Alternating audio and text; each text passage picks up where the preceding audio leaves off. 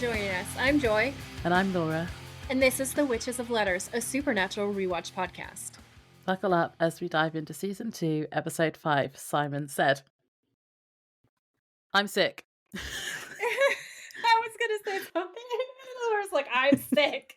Have you guys seen that episode of Friends where Phoebe's really ill, but she comes up with a sexy voice? So we've had two Friends analogies. The first one was Monica, where Monica's like, I'm not sick, I'm fine. Which is how Laura has been sounding for days. Oh, yeah. And now she sounds a lot better, but she does kind of still sound like Phoebe. She is very unwell, but she's decided to, she's getting better. She's soldiering through. Yeah, I feel okay now. I just sound like this. We've decided we can record now.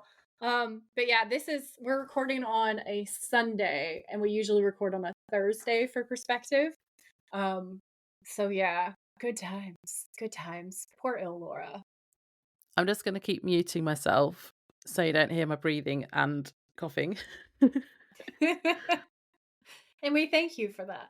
That's like the podcasting version of covering your mouth if you're going to sneeze or cough, So she cares a lot about our audio quality, and she really doesn't want you guys to be put off by the lurgy. So bless her, she's doing her best. And I don't care about making it easier for me to edit. That's classic Laura. That is classic Laura. Okay, so this episode, we have death visions, telekinesis, mind control, and flambe of mother. What did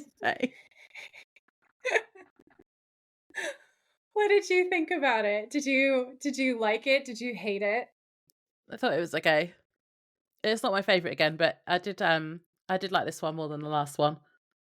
I have such mixed feelings about it, and I'll tell you what it is. It's like this episode, minus how evil Weber is, would have been one of the funniest episodes ever. And it's hilarious. Like, most of the episode is comedy gold, and you get some of the best banter and some of the funniest scenes in it.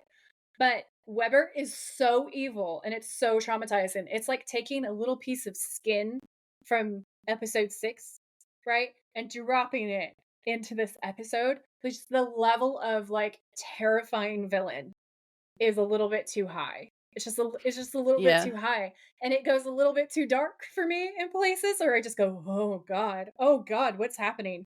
So it's like a mixed episode, and it's mixed in in an uncomfortable way for me, because I really prefer it when it's like Skin, or the Benders, where it's all horrible. Or the funnier episodes where the most of the episode is kind of like light monster of the week with lots of comedy and hijinks in there. I love that. I like things separated. I don't like it when the balance of comedy to the balance of horror is too mishy-mashy. It puts me off. And this one was like comedy, funny, god awful terror. Yeah. No, yeah, I understand what you're saying. She's laughing because I was flailing my arm so hard that I hit my hat, and it was ridiculous. It probably picked up on the microphone. So if you guys hear that, I'm just going to tell you about it so she doesn't have to try to edit it out. Yeah, I feel like there was some information just from the intro to this episode, which me as a first-time watcher was like, interesting. And that is kind of confirming my suspicions about what John told Dean, because all of the clips from the beginning were about Sam's abilities, obviously. So I was like, okay, it's about that. But then they put in all the clips where John was telling Dean, and I'm like, okay, so that was definitely what he was talking to Dean about then. He was talking about what he knows about Sam. Yeah. So that is now my official theory. Yeah.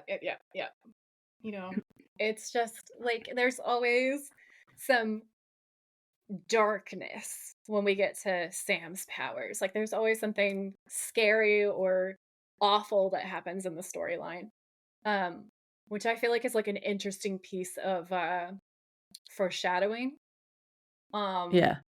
because it shows us that whatever is going to happen probably not going to be fun, and it's supernatural. So we know that they like to get dark and they like to hurt our feelings at times.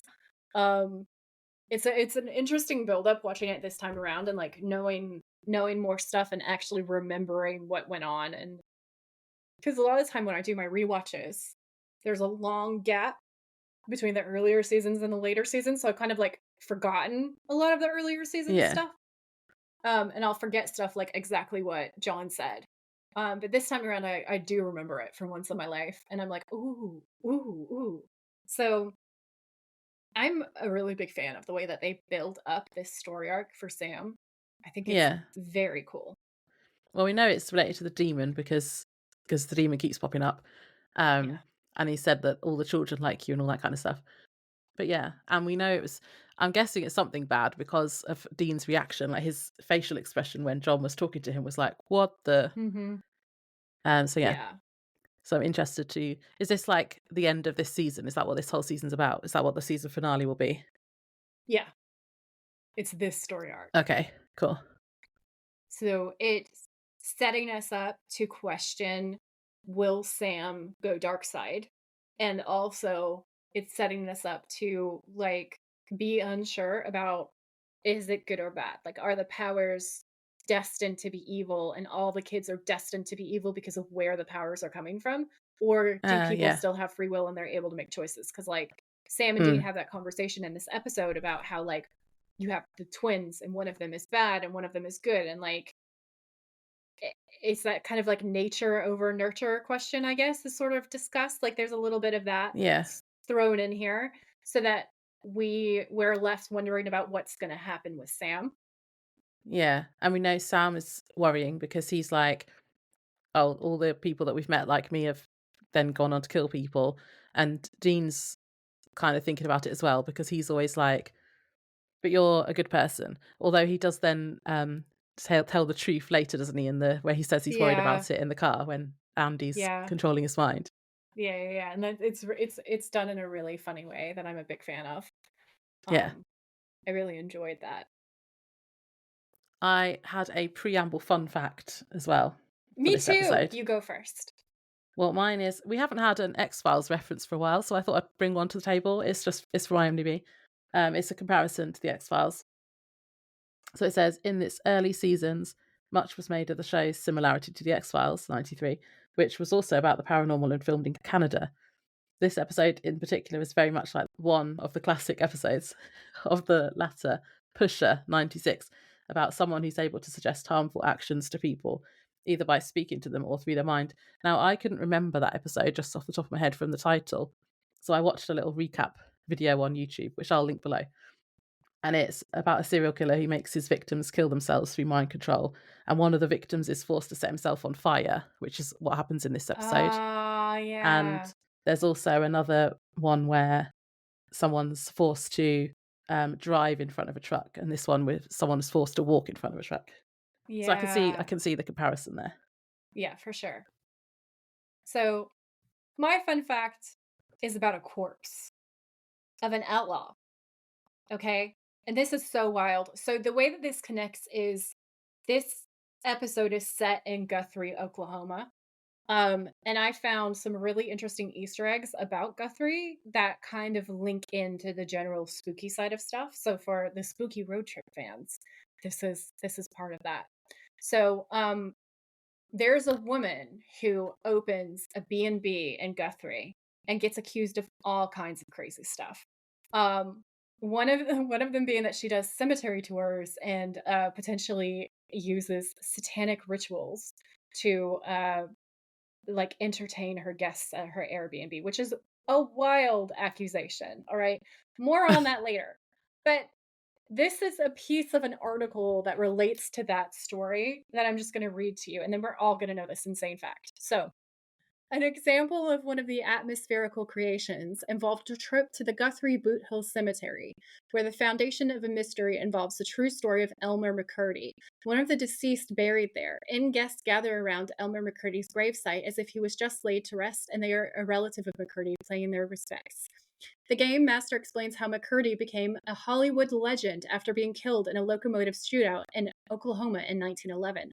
When his body was unclaimed, the funeral director preserved his body in an arsenic-based preservative and stored him in a funeral home. After being mistaken for a prop, Mr. McCurdy's body became part of a sideshow act and ended up in storage in Los Angeles, California. It was only during the filming of the $6 million Man television show that people realized that McCurdy was not a prop, but a well preserved human being. McCurdy was finally laid to rest in 1977 in the cemetery. But that's a What? true story. That's Yeah. actually true. Oh. There's a couple of stories, isn't there, of people where there's real bodies have been used for things and they didn't realise.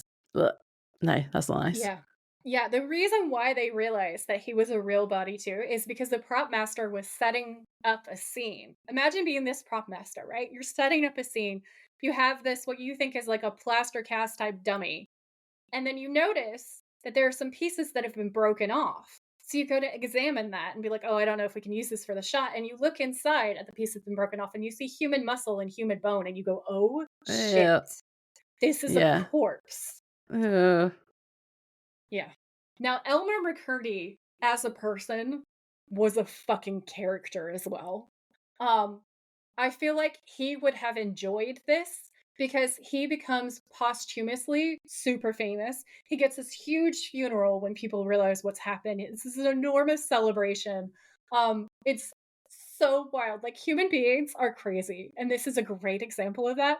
He was arguably one of the most inept bank robbers ever in history. Like all of his attempts to rob things come off like a comedy film. Um, it just his whole story is so weird and so wacky. So I have links to stuff in my show notes for you guys, but yeah, that's my this is like an out of context quote, but like show research. okay. Should I do the synopsis? Yes, please. So this is season 2, episode 5. Simon Said. The original air date for this episode was October 26th, 2006. Sam has another vision where a man receives a phone call, then walks into a store, asks for a gun, and shoots the owner and himself. Sam and Dean investigate because his visions are usually linked to the yellow-eyed demon. They use the few clues they have from the vision and ask Ash to work out where they need to go. When they get there, they meet Andy, who seems to be able to make anyone do what he wants using mind control. They follow him and he leads them to the man from the vision. Sam is able to stop his vision from happening, and Sam and Dean then go and find Andy to confront him. But then Sam has another vision of a woman setting herself on fire at a gas station. This vision comes true almost immediately, and they realise Andy can't be behind the incidents. After some investigation, they work out the woman at the gas station was Andy's biological mother and that he has a twin brother, Webber. This evil twin also has mind control powers and forces Tracy, the girl Andy likes, to drive with him to a dam and tries to get her to jump off it. Sam, Dean, and Andy arrive just in time to stop this from happening. Webber admits he is killing the people he holds responsible for separating the brothers or keeping them apart. He also reveals he has had contact with the yellow-eyed demon, and Andy ends up shooting and killing him. Yeah, it's a cheery episode. So Yeah. lighthearted, so much fun. There's the scene where she like immolates herself is so dark. And also because I'm obsessed with stunts, I'm pretty sure that that stunt went wrong too. Because what you do if you're doing a fire scene is when you need to be put out, you lie down on the ground with your face down, and that's a signal to the crew to put you out. And she immediately goes face down. And if you watch it, all this wind kicks up. And I think that what happened was they had a sudden gust of wind that they weren't expecting. And the fire just went, and she was like, fuck that. And she laid down.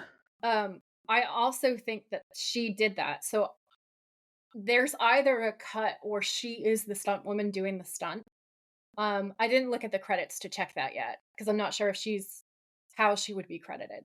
Um, Yeah. but yeah, it looks like she did it, and it looks like it went wrong real fast because they obviously had to put her out immediately.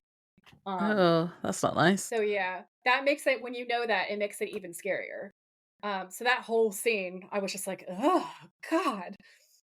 That's really dark. And then later on, there's that like basically rape scene, attempted rape Yeah, scene I didn't like with that bit. fucking Weber and Tracy. And the actress who plays Tracy is so vulnerable and sweet and kind, and her character is so pure. And when they're in the car and everything's so menacing, I'm also saying this because when we talk through that scene, I want people to know that it's in there, and we're gonna have that like that scene to discuss. Like, Yeah. I needed a warning. Okay, I needed a warning for this because I'm watching this episode going, "Oh my god, this is so fucking evil and so dark." He's like, "This is where I bring all the girls, and they like it Yeah, I because it's didn't what I like that like." bit. And Mhm. I also remember thinking on, like, the second watch through, like, did he tell all of them to kill themselves afterwards too? Like, is this part of his I'm a demonic bestie and I'm evil as fuck, and so I'm just, like, basically assaulting women and then having them kill themselves? Yeah, so trigger warning for that bit when we get to it. I feel like we needed a trigger warning for the first half of the conversation. Oh god. It's dark, it's terrible. If you have a sensitivity to content like that, you probably shouldn't watch that part of this episode. So when you get to the part where they're in the car, fast forward until you see Sam and Andy discussing stuff because Sam has the best scene. I'm not going to get into it because I want to get into it when we get into the scene. But oh my god, Sam has the coolest move. So that's my recommendation. Just like fast forward that section. Yeah, okay. The opening scene made me sad as well because this guy is like walking down the Oh road my and he's like god, the yeah. cutest guy. He's so sweet He's and so so sweet. His happy. clothes are like oversized too, Yeah. but in an adorable way. Everything about him. He has a beautiful face. He has the nicest smile. He has the loveliest voice. Like he's just the He's most jolly. charming man. He Yeah. is jolly. And then Um, it's sad. and then it's horrible. So basically what happens is we see the clock tower, don't we? And we see the time on the clock tower. And then there's this smiling middle-aged man who's Dr. Jennings, and he's walking down the sidewalk and his cell phone rings and he picks it up and he says, "Hello, yeah." And then we see a cut to which is Sam experiencing the vision of like a gun barrel raising and Dr. Jennings going, "All right." Like and it sounds like he's talking to his wife or something. Like it's there's this affectionate tone, but also like he's engaging, but he's like he's being hypnotized. This actor's flawless. I don't know how he fit all of that in there, but he did. He's amazing. Yeah, because So his face like changes when he's talking on the phone to it how he was does. before. Yeah, at first it's like, oh, this is someone that I care about and love and respect, and then it changes to like hypnotism weirdness. So then you see another image, and it's Dr. Jennings cocking the shotgun, and then we see his face, and he's lowering the phone slowly, and this city bus passes, and it says Blue Ridge on it. There's a logo on it, which is important because this is how they figure out where things are later. So he smiles and he turns and he keeps walking. And then he goes into this equipment store, and there's a man reading like a guns and ammo type magazine. And he says, "Afternoon, Dennis." And Dennis says, "Hey, Doc." And that's how we know he's a doctor, too, which makes it extra dark. So he says, "I like to look at a gun." And Dennis says, "Yeah, right, Doc." And Dr. Jennings just like looks at him. And Dennis is like, "Seriously?" So then he crosses behind the counter, and Dr. Jennings points out the one that he wants, which is this big ass rifle. So then he hands it over, and Dennis says, "Okay, that's a turkey hunter. 12 gauge pump action doesn't leave enough turkey behind, if you ask me," which is again ominous foreshadowing. And he says, "What kind of shells does it use?" So Dennis pulls the shell box out, and he's talking about him and the boys are going hunting if he wants to come with them. And Dr. Jennings starts loading the gun, and he says, "Thanks, but no, you know guns make me nervous. Always have. This one goes in here, right?" And it's so like the juxtaposition of him saying how much he hates guns and how they scare him while he's expertly Loading loading it. Yeah. this gun. It's terrible. And then Dennis goes, "Whoa, Doc, you can't load that in here. It's illegal." And he's like, "It's okay, Dennis." And Dennis goes, "No, no." And he's like, "It's okay, Dennis. It's all gonna be okay." Oh my god, that is so shit and scary because it's like he's so charming, you want to believe him. It like de-escalates, but also what he's doing is so terrifying. So then it amps everything back up again, and it's kind of like what you would say. Like it brings to mind when a vet is gonna have to put an animal down and they're like, Yeah. "It's okay. It's okay. Everything's gonna be okay." So then he turns and he shoots Dennis. And then people are like, "Oh my god." And then he says, "No, no, no, no. It's okay. It's all gonna be okay." And then he puts the shotgun under his chin and blows his brains out, basically. Like it's horrible. Yeah, it's horrible. That's the opening scene of this episode. Yeah. It's And so also dark. yeah. And as a British person, it blows my mind that there are places in America where you could just walk in and just buy a gun like that. That was a really dark pun, Laura. Oh, I didn't mean to do that. I literally saw the penny drop. I knew she didn't know what she just said. No, I didn't mean Amazing. that. As an American, it blows my mind too. Like it used to seem normal to me, and then I moved to the UK, and now I think it's insane that you could handle a weapon in a Walmart. Anyway, I feel like we need to move along. Yeah. So, what goes on in the next scene, Laura? Tell us all the things. So Sam and Dean are driving to the roadhouse because they are thinking we need to go and speak to Ash. Sam thinks that Ash can help them track down where they need to go. Yeah. And Dean isn't too sure though. He's worried about other people finding out about Sam's visions and stuff like that. So they're driving down the road, and Dean's saying, I don't know, man. Why don't we just chill out? Think about this. And Sam turns the radio off and he says, what's there to think about? And Dean says, I just don't know if going to the roadhouse is the smartest idea. And Sam says, Dean, it's another premonition. I know it. This is going to happen, and Ash can tell us where. And Dean's like, yeah, man, but Sam says, plus, it could have been some connection with the demon. My visions always do. And Dean's like, that's my point. There's going to be hunters there. I don't know if going in and announcing that you're some kind of supernatural freak with a demonic connection is the best thing, okay? And I was like, wow. Way to spare your brother's feelings. Like, just, wow. Poor Sam. Why does he always call him a freak? Poor Sam. He does always call him a freak. And Sam says, so I'm a freak now? And Dean, like, slaps him on the thigh like, oh, it's just a big joke. And he says, you've always been a freak. But it doesn't really, like, the banter here, it doesn't really hit.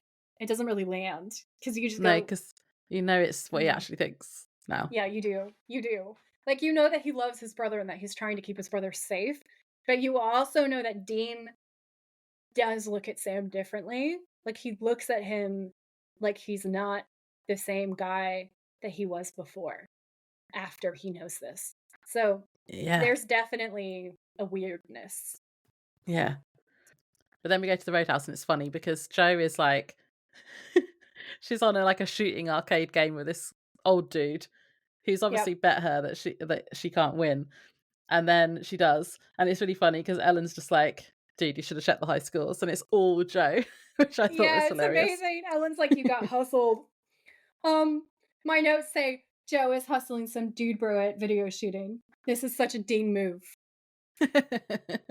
Dude bro. He's a dude bro. I liked it when Sam and Dean walk in and then everyone just like turns around to look at them. And I was just like, there is plaid everywhere. Plaid. I'm wearing plaid. So while we're recording, just so you know. Plaid power. Plaid power? Plaid power.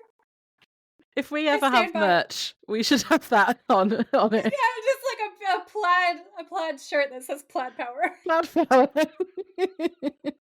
And it should also say, it puts the horror and horror on it somewhere. Oh my god, you're such a bitch. Well, the inside of your ones should have like a clown on the label. We'll have a cockroach lining. Laura, you're fired, okay? You're fired. Oh my god. Okay, so Sam and Dean come in, and Jo turns around and she says, just can't stay away, huh? And Dean says, yeah, looks like how you doing, Jo. And I was like, oh, I love it.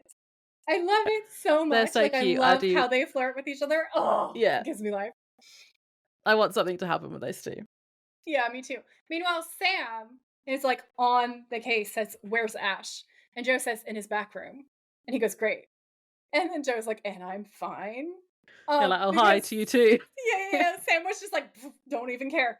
So Dean's like, sorry, he's we're kind of on a timetable. So we go to the back room, and this is my favorite thing.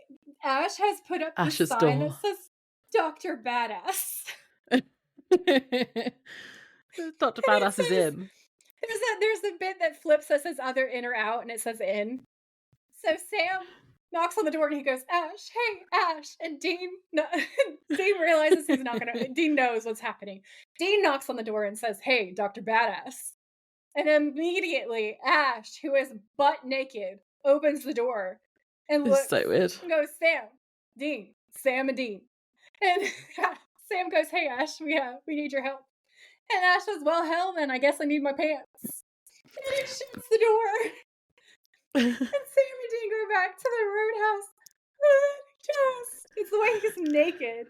And And he opens the sniffs. door Why for does he Dean. sniff at them? He was so weird. He sniffs at them. He's like, yeah, I don't know. He just like He's outside the door. I'm like, what are you unhinged. doing, you weirdo? He is unhinged. And it's great. And I maintain I feel like Ash kind of is flirting with Dean. Like I honestly do. I think Ash is there to be the Sam and Dean fan. Kind of like insert, honestly. It's so funny. It's Sam's face so is funny as well. Honestly, He I looks laughed so disgusted. hard my face hurt. Yeah, and Sam is just like, what is happening with this person? Who is he? How many times did he get hit by the lightning? It's great. It's great. Okay, Yeah. so Ash is sitting at a table with his laptop open, and he's looking at the sketch of the bus logo that Sam has handed to him. And Ash says, well, I got a match. It's the logo from the Blue Ridge bus lines in Guthrie, Oklahoma. And Sam says, okay, do me a favor. Check Guthrie for any demonic signs or omens or anything like that. And Ash says, you think the demon's there? And Sam says, yeah, maybe. And I'm going to interject with an Easter egg here because I have some demonic goings on in Guthrie, Oklahoma. Okay, so now this is an entire drama that I don't have time for in my Easter egg, but I need you guys to go and research this woman in this B&B. I found a college that studied her and her business model, okay? I found so many articles on her. I found some written from her and her interviews talking about how haunted the places where she lives. And then there's this juxtaposition between the townspeople who are wild and saying these crazy things about her. All right. Everything from devil worship to like necromancy, going and digging up graves and stuff for entertainment. It is insane. Okay. So you have the one side of the story where she's just this nice mom who restores this historic B&B, and she's struggling with getting any clients in because this is brand new and no one in this place has ever been to a B&B. They don't know what it is. She says, like, we need a theme. And she starts researching it, and she says that the house is haunted and has always been haunted, but she really started to notice it after her research. So it's fascinating. And then you have the town who's like, this woman is a Satanist. Okay? So this back and forth is amazing. It's the most entertaining read ever. Links will be in the show notes. What I'm going to read to you now, though, is a news station's coverage of the accusations of demonic activity in Guthrie, because that's the theme of this episode. So, okay. Jim Rosencutter says he informed former city councilwoman Becky Luker what the Bible says, quote, could happen to her if she practices witchcraft, unquote. Luker, who owns the StoneLion and Redstone Bed and Breakfast Inns, which, can I just say, is still operating if you guys want to go there. Okay. Takes her guests to the cemetery. Put it on the road trip. Takes her guests to the cemetery to visit the grave of Oklahoma outlaw, who we now know who he is, Elmer McCurdy. All right? Our famous corpse. As part of her murder mystery weekends. Rosencutter and about 25 other residents who attended a recent meeting of the Guthrie Parks Recreation and Cemetery Committee demanded that the city attorney Rob Hudson draft ordinances to keep anyone out of the cemetery who does not have relatives buried there or who is not in the funeral business. Rosencutter also said he'd like to see the cemetery locked at dusk. Former city attorney Richard Burst, who represents Luker, said, my client is not involved in witchcraft. She is not doing anything illegal. Even if she were worshiping the devil, it's not illegal, he said. She could worship a box of Tide detergent if she wanted to. I love how exasperated he is. The attorney said, if the city passes an ordinance so narrow that it is aimed only at his client and restricts just her business, then the city is infringing on Luker's constitutional rights. Luker, who holds degrees in philosophy and theology from St. Joseph's on the Rio Grande, a Catholic university, said this is the third summer she has taken her guests to see McCurdy's grave. During a recent mystery program, resident Hattie Dean arrived at the cemetery just after Luker's group arrived. She got out of her car and screamed, this is nothing but devil worship. We don't like this going on at all. It's a cemetery, not a public place. So I'm laughing Dean at your accent for that, not the story. my flawless impersonation of this woman. You're welcome. Dean said 2 of her granddaughters are buried in the cemetery and that having Luker's people there upsets her. Elaine Thompson, another resident, sat in her parked car on a road just north of the cemetery watching the proceedings. Thompson said she has, quote, personally contacted 10 ministers, end quote, to tell them about Luker's trips to McCurdy's grave. About a month before Luker's council term was set to expire in April, she resigned. Luker said that while she was a real estate agent in New Mexico, she was convicted of falsifying collateral to borrow 10 grand from a bank in Santa Fe. She said she was given 4 years probation. Rosencutter said he heard Luker conducts mock burials at the cemetery. Quote, these people have no respect for the dead and none for the living, end quote, he said. Luker has offered to modify her cemetery activities, but cemetery committee members on Thursday approved policies prohibiting any use of which is directly or indirectly associated with a non-burial business. Tours might be allowed under certain circumstances, they said. And that's the end of the article. But like, I could not, it's so wild. Yeah. Is this small town drama for me. Yeah, that was on the news. Yeah. It was actually on the news. They made it to the news.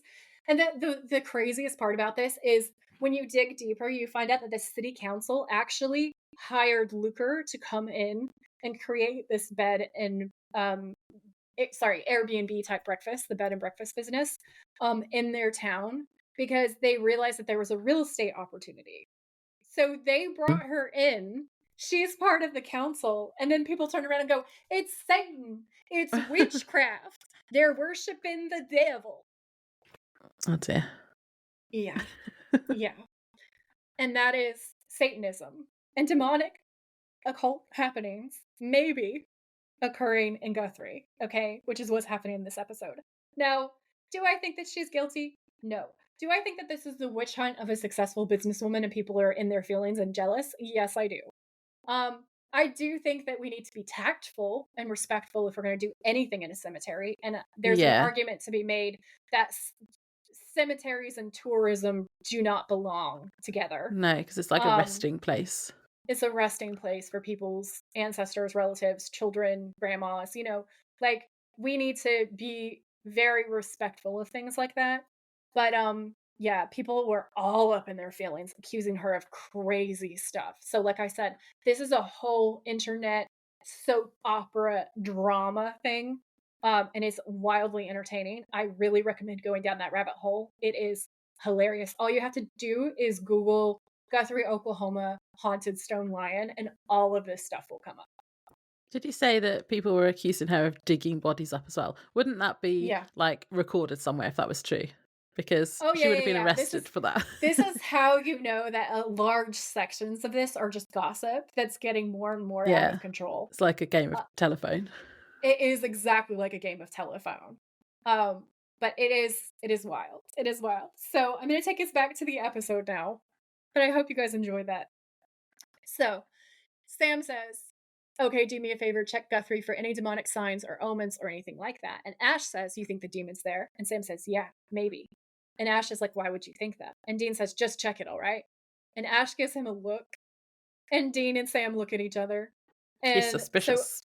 So it's suspicious. Don't be suspicious. Don't be suspicious. That's what they're doing. Because they're like, you don't need to know why we know what we know. Because you don't need to know about these details. It's so funny.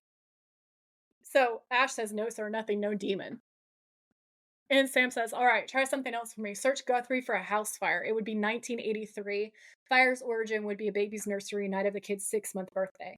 And Ash looks at him like, what? That is very specific. Yeah, Dean's scoping around trying to make sure that nobody's listening. And Joe, who's cleaning a table nearby, is watching them. So Ash says, okay, now that's just weird, man. Why in the hell would I be looking for that? And Sam pulls out a beer bottle and sets it on the laptop, and he says, because there's a PBR in it for you. Ash says, give me 15 minutes. I didn't know what that was. I had to look it up. So for English people out there, it's a beer. It's an American beer. Yeah.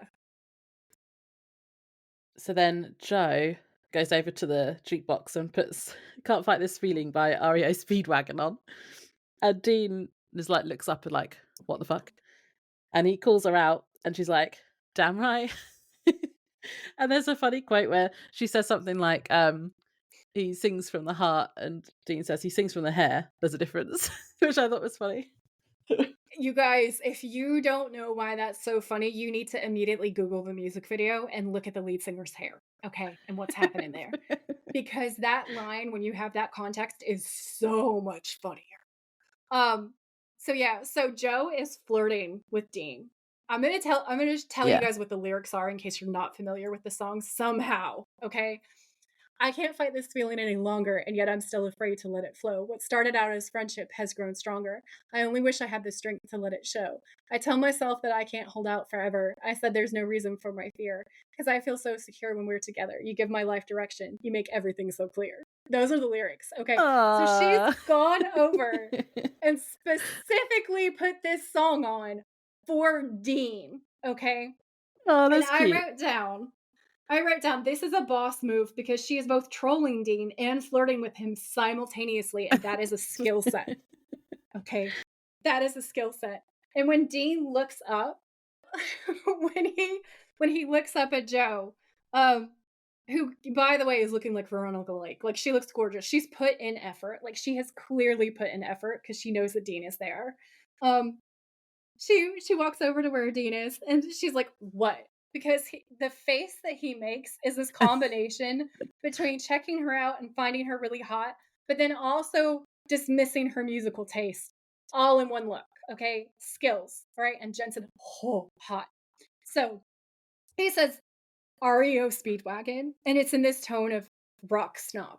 Okay, and she says, "Damn right, REO. Kevin Cronin sings it from the heart." She's just like, listen, this is my choice, and I stand by this fucking choice. Okay, she is not going to be cowed by him being a rock snob. And Dean smirks, and I wrote, "Be still, my wicked heart," because this smirk, you guys, is a thirst trap. It's so hot. We do love a And then Dean smirk. that's when he says he sings it from the hair. There's a difference. And I wrote down, "I'm dead," because I have seen the music video and I know why it's so funny. So then Joe asks about like hunting, and they have a little conversation, right? Where she's asking what's going on.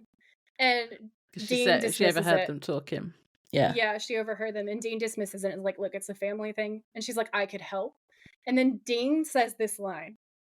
And this scene lives rent free in my brain, and I rewind it and I watch it over and over and over. Dean says, "I'm sure you could, but we've got to handle this ourselves. Besides, if I ran off with you, I think your mother might kill me." He is fully picking up what she is putting down, and he's flirting Yeah. back with her. He loves her. Oh my Yeah. god, I cannot get over it, and the banter is so good. That is the most superior Dean Winchester thirst trap of the season. I'm calling it now. I'm calling it so early. This is my number one thirst trap of season 2, okay? It's him saying, "If I ran away with you." I cannot. Did you see Ellen's face in the background when he says that? She's just like, she looks at them like, what? It's just, Yeah. that was funny. So good. So he smiles innocently at Ellen, who is watching him like a hawk, is what I wrote in my notes. And Joe goes, "You're afraid of my mother." And Dean's like, fake smiling, like super nervously, like, because he's sure that Ellen is watching him because of Yeah, Joe and she doesn't is. want them together. She's so suspicious, and it's great. But then he smiles while he's talking, like they're talking about something, like she said something funny instead of talking about Ellen. So Ellen doesn't know, and he says, "I think so." And I love that bit. this scene is the best scene in Supernatural. I swear to you. I wrote like that maniacal level of laughter. It's all caps, and it takes up most of the page. And Joe just smirks at him. Like, Yeah. she's like, number one, "You're intelligent. You should be afraid of my mom." And number two, that it's funny that he's afraid of her mom because he's this big bad demon hunter, but he's afraid of her mom. I love this. I did like that as well. That's one of my favourite quotes. Hands down. Easily. Did you want to take us through the next scene? Well, just at the end of that scene, though, Sam comes over and he's still not acknowledging Joe. He's just like, right, I find where we need to go. We've got to go now. And it's like, "Oh, hi again" to Joe. Oh, yeah. And then they're driving in the car, and then Dean is singing the song. He's singing Oh the my REO god! Speedwagon song. I love it It's so cute. much. I wrote, he's totally into Joe and also the song. And what he's actually singing, listen, this is what he's singing back. I've decided he's singing this to Joe. He says, "And even as I wander, I'm keeping you in sight. You're a candle in the window on a cold, dark winter night, and I'm getting closer than I ever thought I might." Oh, Uh, it's so romantic. Sam is then like, what the hell, dude? Because, and I was just like, does he not? They listen to rock music anyway. Is it because it's like ballads and like hair rock? That's not Yeah, the it's cool because kind of it's rock. ballads. It's ballads, and it's not what they usually listen to. Like Uh, it's not socially acceptable for them as like more like metalheads and classic rockers to like REO Speedwagon. See, I like So classic rock, but I also love a rock ballad, especially in the car. no, see, and this is what it's this is the banter that's happening because they do this all the time where they go outside of the like classic socially acceptable for your genre stuff and say actually this song is great and it surpasses all of that stuff. And I'm sure that that's a Kripke thing, and I admire him for doing that because Yeah. musical snobbery is real and it's so dumb. Um, so yeah, so there's so much going on, and it's amazing. I wrote down Sam's "Are you serious?" face is a thirst trap. Firstly, because the face that he makes to Dean when he's like, "Are you serious right now with this fucking song?" is hot. Dean singing, because we all know Jensen Ackles has a really good voice. Dean singing is also a thirst trap.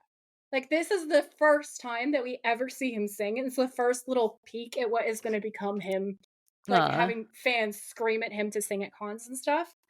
So, this is so important.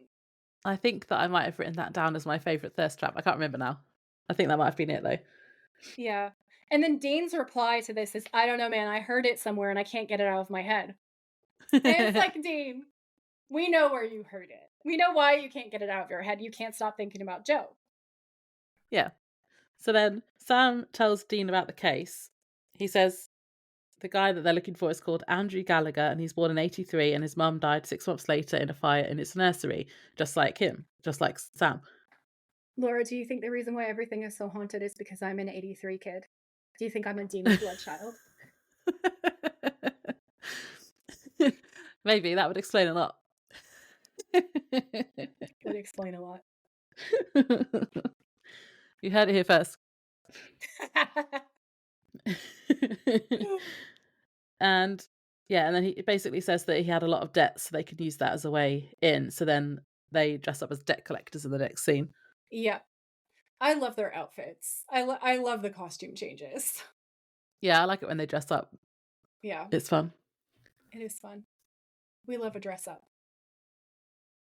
Okay. So, we're in the coffee shop during the daytime, and there is a close up of coffee being poured into a cup by Tracy. Sam and Dean are in suits and they're sitting at the table. Like we said before, they're wearing their debt collector outfits. And Tracy says, "You won't get anything out of Andy, guys. I'm sorry, but they never do." And then at this point, I wrote down Jared's eyebrow acting gives me life. This Eyebrow whole acting. scene, eyebrow acting. There's him and there's what's the name of the actress who plays the mother of dragons?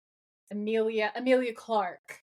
She is also an eyebrow actor, and it's great. Like once I noticed it, I couldn't not notice that Jared does this.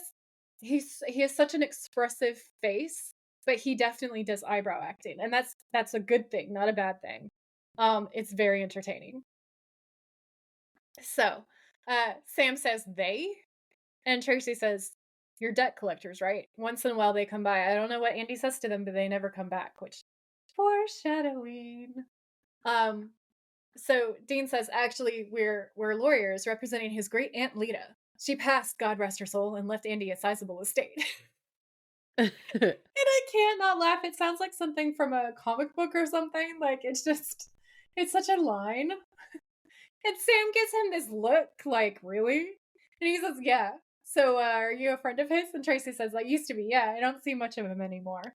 And then this is where we first meet Weber, the evil twin. Yeah, he comes Okay. and sticks his oar in.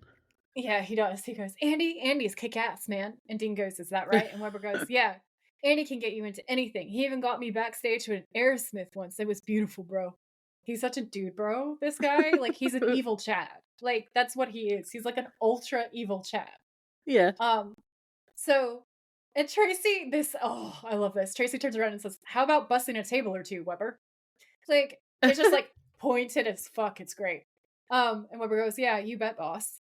And Tracy says, "Look, if you want to find him, try Orchard Street. Just look for a van with the Barbarian Queen painted on the side." And Dean goes, "Barbarian Queen?" Right? His interest is piqued. And Tracy says she's riding a polar bear. It's kind of hard to miss.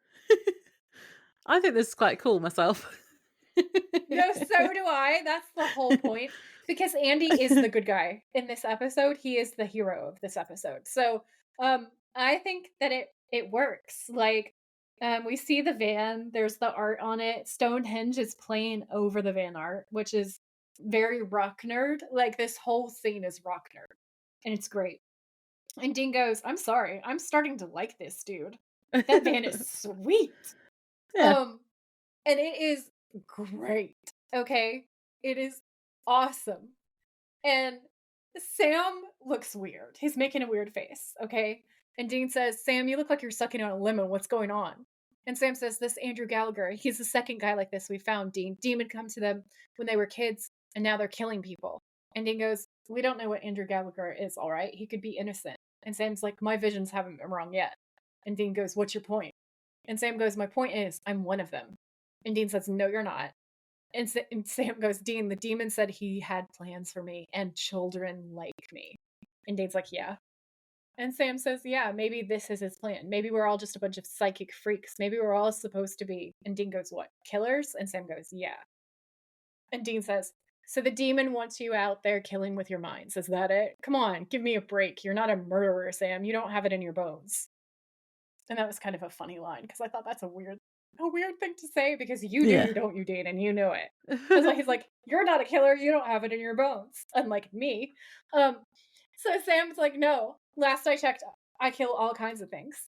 And Dean goes, "Those things were asking for it. There's a difference." I'm like, "Dean, you always think things are asking for murder." Yeah, So he Dean does. Dean looks out the window and he sees Andy. And he's coming out of this building. He's wearing like pajamas or like some kind of like robe thing that's embroidered with dragons. And Stonehenge blares over it. And it just creates this whole like hippie rock nerd vibe for him, which is great. So there's a woman who's blowing him a kiss from the street. Once again, like Dean is looking like, this guy is so cool. Like Dean is heavily impressed. Um, and then Sam also sees Dr. Jennings on the street and he says, "That's him. That's the older guy. He's the shooter." And Dean's like, "All right, you keep an eye on him. I'll stick with Andy. Go." And so they split up. And Sam follows Dr. Jennings and Dean starts following Andy in the car. Right, I just have to say, Dean is following this car so closely. Has he never watched any kind of TV show where anyone is following someone else? He's like literally right on his tail. Yeah, it's great. He's so unsubtle. It's actually excellent. Like it's yeah, it's wild. It is kind of a red flag as far as like the silliness, but it's good. We allow it. So like a couple of minutes into this, because Dean is so obvious, Andy just stops and then he just walks over to Dean, who has hidden a handgun in his like waistband because he goes, "Oh, I've been spotted." Yeah. I don't know if he was trying to do this. Like, I don't know if he was trying to egg this guy on or if he just was an awful tale. But either way, Andy walks up and goes, "Hey," and Dean goes, "Hey, hey," and Andy says, "This is a cherry ride," and Dean says, "Yeah, thanks." And Andy goes, "Man, the '67 Impala is the best year if you ask me. This is a serious classic." And Dean goes, "Yeah, I just rebuilt her too." And he's so proud. He's like glowing. He is loving this. And you can see too that Andy's charm starts disarming him because he moves his hand away from the gun while they're having this conversation. Dean loves Andy. End of. Yeah. Andy goes, "Yeah." And Dean goes, "Yeah, can't let a car like this one go." And Andy says, "Damn straight. Hey, can I have it?" And Dean goes, "Sure, man." And then he gets out of the car and he's smiling. He lets Andy in there, tucks him in the driver's seat. Andy goes, "Sweet." Dean's like, "Hop right in there. There you go." Andy goes, "Take it easy." And Dean goes, "All right."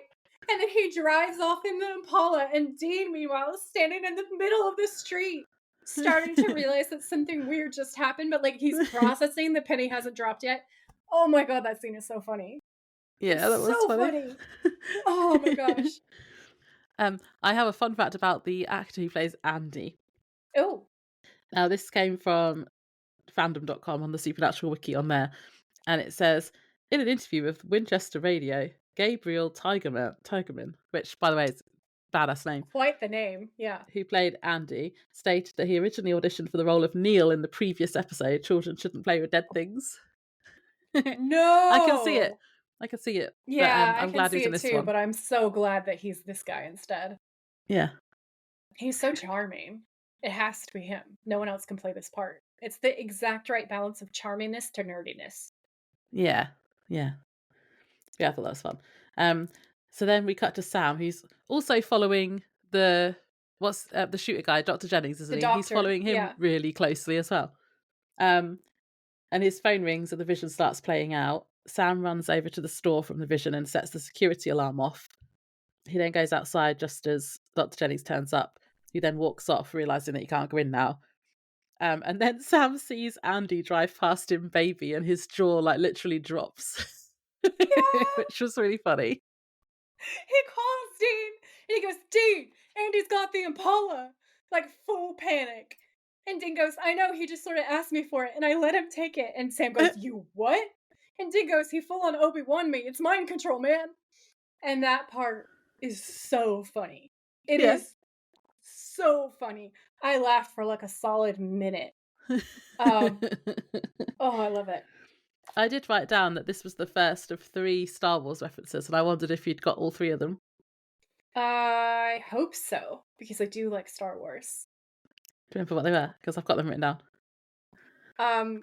There's this one, there's the one about the droids that he says. Yeah. I don't know if I tweaked whatever the other one line wasn't a is. quote. The other one was something that you might have seen. I think I probably missed it. Ah. Do you want me to tell you what they were? Yeah, because I'm sad now. So these were from IMDb. So we've had the first 2. So it says, when Sam calls Dean to tell him Andy's got the Impala, Dean responds with, he full on Obi-Wan to me. This is a reference to Star Wars Episode 4, A New Hope. Obi-Wan Kenobi, a Jedi Knight who can use the Force to make people do as he wishes. In fact, later in the episode when Sam, Dean and Andy are accessing records, Andy tells the guard, these are not the droids These you're are looking not for. the droids you are looking for. Another Obi-Wan reference. And then then there's another thing I found on IMDb that says the license plate on Andy's van is another Star Wars / Obi-Wan reference, and it reads, "Are you Obi-Wan?"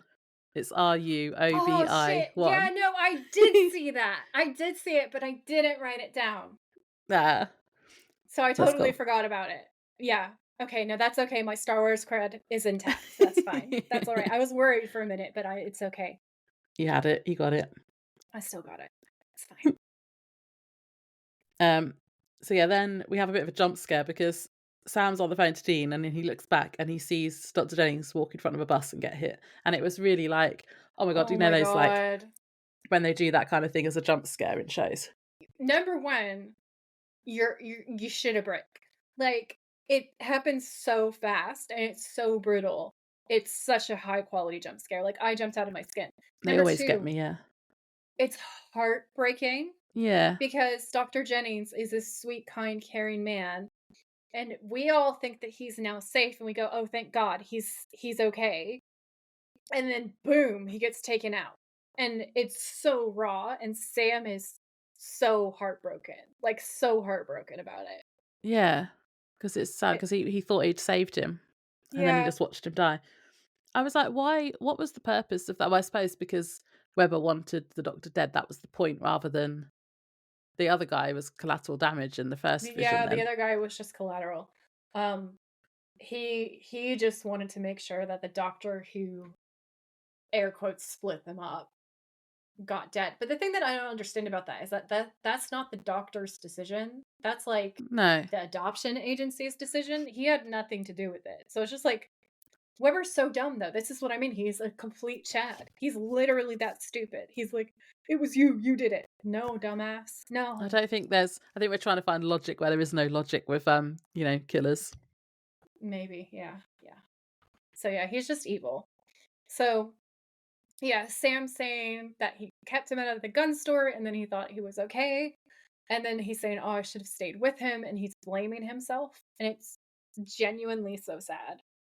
He is so, so handsome and so, so sad. And he has a 10 out of 10 brood. Like, Angel from Buffy can suck it when compared to this scene with Sam being broody.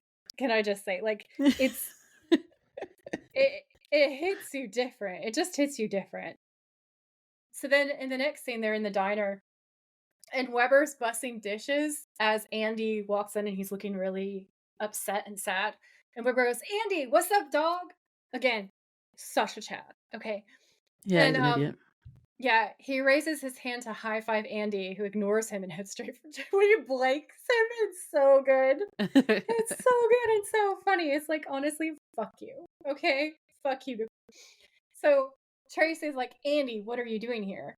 And the thing that I love and respect about Andy is clearly what's happened is Andy comes into his powers, realizes what he can do, loves Tracy, doesn't want to risk influencing her. So he gives her up. Yeah, And he's been that's like why staying he's away. avoided her. He is literally the polar opposite of his evil twin, which like they're supposed to be. So that tracks. But as the show progresses, you like realize what he's such a good guy. Like, can you imagine being really in love with someone and then realizing that you had that power to influence people? And what if you had a fight with them and you said, "Oh my god, I wish you would just die," or whatever, and then they do because that's the power that you have. Like, it's Yeah. actually a really horrific. Like, he has a good time with it, but it's a really horrific power, as is demonstrated by Weber. Like, it can be used for so much evil. So Andy, clearly being a good guy, never wanting to risk Tracy, just has these casual relationships, so that he's not that invested and there's no risk of this. And he's so responsible and pure that this episode actually makes me want to cry because he has such a hard time of it by the end of the episode. And yeah, it's he's an amazing character. I wish there was more of him. Um I think there is actually a little bit more of him. But like I always want there to be more. Like I feel like he could have his own spin-off little mini series. So anyway, he goes over to Tracy and he says, I don't know, I was upset and I wanted to see you. And she puts her hands on his and says, well, I'm glad you did. I missed you. Oh, you know what? Some guys were here looking for you. And Andy goes, what guys? And this is when he realizes that things are connected. So then we cut to the Impala as Sam and Dean walk up from the street. And Dean goes, They thank found God. her. Oh, I'm sorry, baby. I'll never leave you again. Well, at least he left the keys in it. That was cute. It's so precious. Okay. And Sam goes, yeah, real Samaritan, this guy. And Dean goes, well, it looks like he can't work his mojo by just twitching his nose. He's got to use verbal commands. And I went, oh my God, Dean Winchester has watched Bewitched. I used to love Bewitched. Me too. Me too. So Sam says the doctor had just gotten off his cell phone when he stepped in front of the bus. Andy must have called him or something. And Dean goes, I don't know, maybe. And Sam goes, beg your pardon. And Sam's like, how dare you disagree with my theory? It's great. And Dean goes, I just don't know if he's our guy, Sam. And Sam's like, blah, blah, blah, OJ, blah, blah, blah. He's just saying that, like, Dean jumps to conclusions really fast, which we know that from the way he treats poor Max, okay? And continues to slag off Max in this episode, and I always want to smack him. But Dean says he just doesn't seem like the stone cold killer type, that's all, you know? And OJ was guilty, which, yes. So Sam says, either way, how are we going to track this guy down? And Dean's thinking, and then he goes, not a problem. So Sam and Dean then find Andy's van and break into it. And their reactions to what's inside are hilarious. And yeah, Dean, I just wrote down, Dean, but I like the tiger. It was funny. Oh, it's even better because later on Jensen has that whole thing with Eye of the Tiger, doesn't he? So it's like a little foreshadowing that no one could have possibly known. Because this episode is the first episode that he sings in, and there's the tiger reference. So it's like universal foreshadowing of the Eye of the Tiger awesomeness that comes later.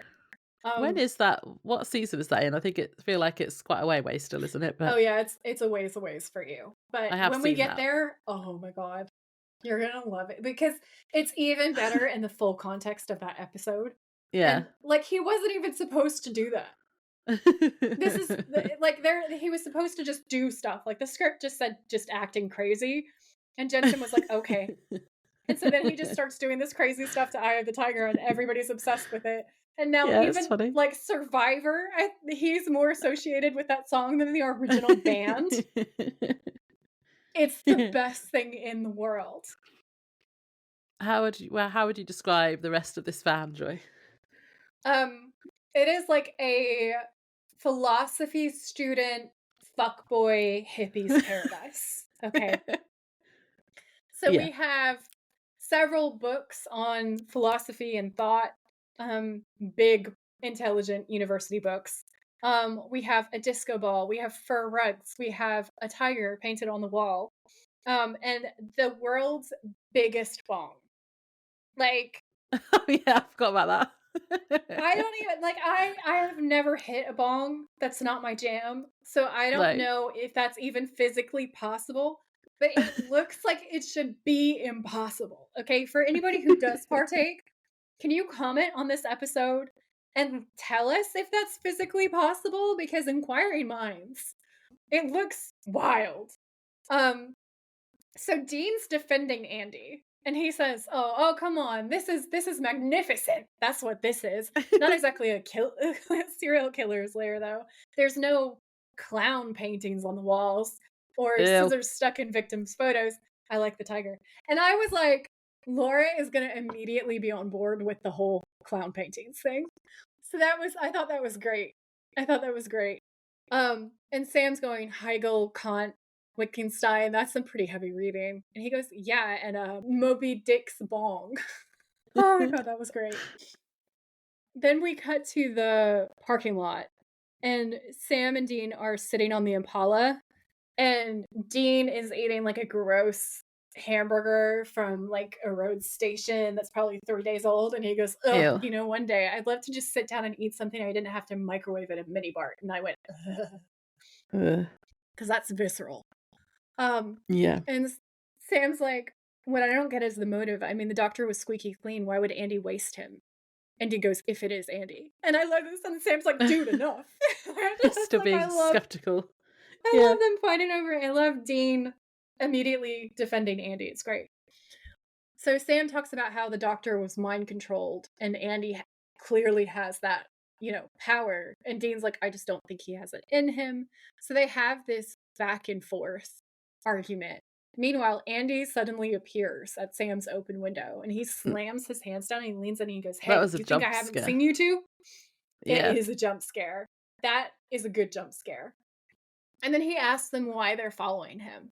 And the way that they do the voice is kind of similar to the way the voice is done in Dune, but like less creepy. There's like a reverb when he uses his powers. And I Yeah, thought that I was so didn't really notice cool. this at the time. I didn't notice it until I looked up a quote on the transcript, and it says demonic voice in brackets, and I was like, I didn't notice that, so I had to watch it again and noticed it, and it's really creepy. I love it. I think it's Yeah. awesome. Yeah. So Sam is very calm and he says, "Well, we're lawyers. See, a relative of yours has passed away." And Andy uses his power again. I'm just going to call it the voice because I'm a nerd. And science fiction fans will understand that reference. And he goes, "Tell the truth." And Sam's like, "That's what I'm." And then Dean goes, "We hunt demons." And Andy goes, "What?" And Sam goes, "Dean." And Dean goes, "Demons and spirits, things your worst nightmares wouldn't even touch. Sam here, he's my brother." And Sam goes, "Dean, shut up." And Dean goes, "I'm trying. He's psychic, kind of like you. Well, not really like you, but see, he thinks you're a murderer, and he's afraid that he's going to become one himself because you're all part of something that's terrible. And I hope to hell that he's wrong, but I'm starting to get a little scared that he might be right." And I'm dying laughing I thought it was because hilarious. Dean's like, it's like he's on truth serum. You can see his facial expression. He's like registering what's happening. He's trying to stop himself from doing it. Yeah. Sam on the other side of him is like shook, like, what the fuck is happening right now? And Dean is just out of control, spilling his guts. It is so funny. It's It so is funny. funny. It was the "I'm trying" part that got me. Yeah, he's like, "I can't help it. I can't stop." And he's like, "I am trying." Oh, it's so funny. So Andy goes, "Okay, you know what?" And then he uses the voice and he goes, "Just leave me alone." And Dean goes, "Okay." Like, leans further back in his seat in the car because he can't do anything else, right? And Andy goes, all right, and walks away. And then Dean is cringing and holding his head like he's got this migraine or like it's clearly taken a toll on him. And he's just like, also, what the fuck? It's great. So Sam just gets out of the car and follows Andy. And Andy's like, what are you doing? Look, I said, leave me alone. And he's using the voice on him, right? And he's like, all right, get out of here. Just start driving and never stop. And Sam says, doesn't seem to work on me, Andy. This whole scene with Sam is a thirst trap. He's Yeah. so fucking hulking and assertive and hot. It's amazing. Okay, it's sexy as hell. Andy goes, what? And Sam goes, you can make people do things, can't you? You can tell them what to think. Meanwhile, in the background, Dean has gotten out of the car, but Sam holds up his hand like he's protecting him now. And it's such a cool reversal of Dean always protecting his baby brother. Sam's like, wait, stay there. And he's so authoritative. I was just like, this whole scene is a Sam thirst trap. Hot, yeah. So hot. So hot. He's asking him about if his mum died when he was a baby. And he says that they're connected. And I just wrote, Sam and his connections again. Yep. I wrote down that Sam is both towering and commanding, and that it's hot as fuck. Yeah. Which is my actual note, can I just say? My actual note. So yeah, so they have the conversation, and then Sam starts accusing him of telling the doctor to walk in front of the bus, and Andy's like, what? And then Sam starts getting the vision of the mom, right? So we see this hand at a gas pump, and this is horrible. And flashes of fire, and Sam's trying to hold it together, and he's saying, why did you kill him? And Andy goes, I didn't. And he's really convincing, and we start to go, oh, what's happening? Yeah, he did look genuinely shocked, didn't he, and confused. Yeah, because this whole time we're like, oh, he's just like this trickster guy. And then you go, huh, no, maybe not. So then we see this middle-aged blonde woman with leather gloves and a long black coat, and she's pumping gas. And this is another reason why I think she's the actual stunt person, because what she's wearing is like the protective gear. Right? Yeah. So her cell phone rings and she answers and she says hello. And then there's this flash of like a fire and somebody shying away from it, because we're interspersing what's happening with Sam suffering through this vision. And she says, sure, I can do that.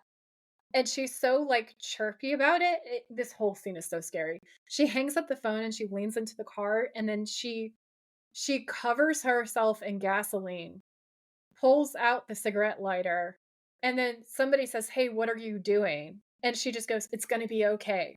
And then she lights herself on fire. And she bursts into flames.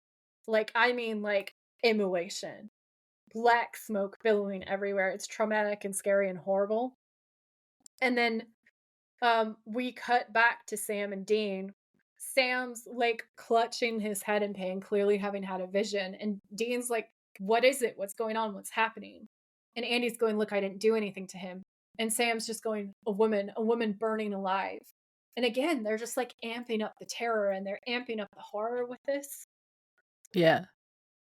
And then a fire engine roars past at this moment, and Sam tells Dean to go while he keeps Andy with him. So it's basically happening in real time this time, wasn't it? Yeah. So the Dean then calls Sam from the petrol station and says that the vision has played out exactly as he said, and that it couldn't have been Andy because he's with Sam, and this is like literally just happened. Yeah, it's so creepy, but also like absolutely proves to us that Andy isn't the bad guy, and we're like, yeah, shut up, Sam. Yeah. Because at this point I really liked Andy. And I was getting annoyed with Sam. Well, not really annoyed, because I understand that it's coming from a place of like he's trying to protect people, but I was just like, you're wrong. You're wrong about him. Me and Dean were on the same page. Well, so his vision wasn't very helpful here, because it was like they didn't have time to stop it. Yeah, that was a weird one. And I was right. I was sort of thinking about our red flags about his visions and how they only happen when they further the plot, in ways that further the plot. Yeah, because I think this is the only one where it occurs like that. I could be wrong, but yeah, it was just a little convenient, but we're gonna let them off because it's a good episode. So Andy is talking to Sam and he's saying, so you get these premonitions of people about to die, and Sam nods and he goes, that's impossible. And Sam's laughing and he says, a lot of people would say the same thing about what you do. And Andy goes, but death visions? And Sam goes, yeah. And Andy goes, dude, that sucks. I mean, like when I got my mind thing, it was like a gift, it was like I won the lotto. And Sam goes, but you still live in a van. I don't get it. I mean, you could have anything you ever wanted. And Andy goes, I mean, I got everything I need. Boom, hero. Hero. Because it's true, he could. And this is the thing, he doesn't even erase his debts. He's still gonna pay off, like, you can tell he's planning on paying off his debt, which we assume is student debt because he's clearly super intelligent, right? I assume the books are from him getting his philosophy degree and whatever degrees he Yeah. wants. And he could have mind controlled into not paying for it, but he doesn't want to hurt other people, so he's gonna pay for it, but he just uses his powers to get the debt collectors to leave him alone so he can pay it in his own good time, which is legitimate.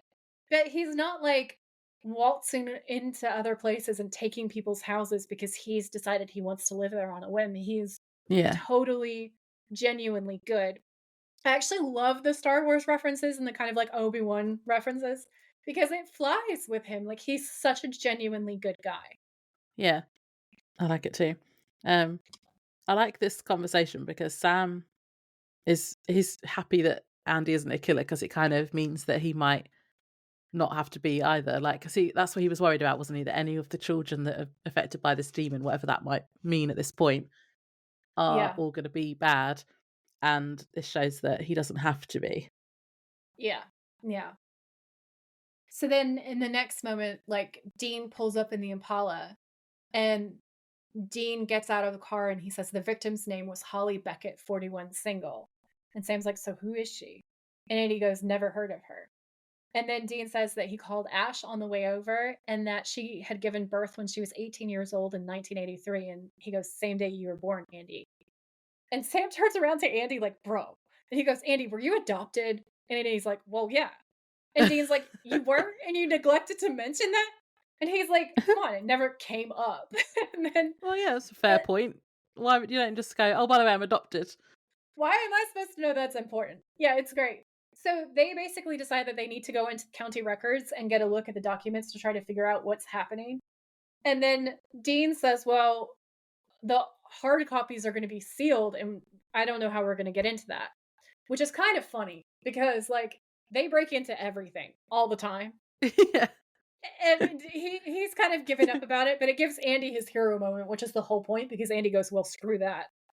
And then we just watch as Andy's walking this security guard to the door, and he goes, probably shouldn't have left you kids in here.